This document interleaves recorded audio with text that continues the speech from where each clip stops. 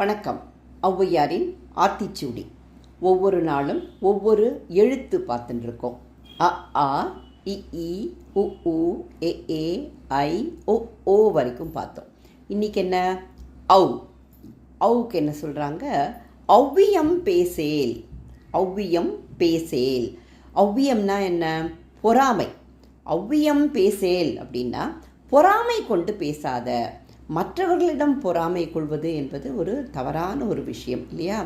அப்படி மற்றவர்கள்கிட்ட பொறாமை கொள்ளும் பொழுது நமக்கு அவர்கள் மேலே கோபம் வருகிறது, தகாத வார்த்தைகள் பேசுகிறோம், அதனால் நம்ம நட்பு போகிறது, உறவு போகிறது, அவர்கள்தான் நம்ம விட பெருசாக இருக்காளே அப்படிங்கிற கோபம் வருது.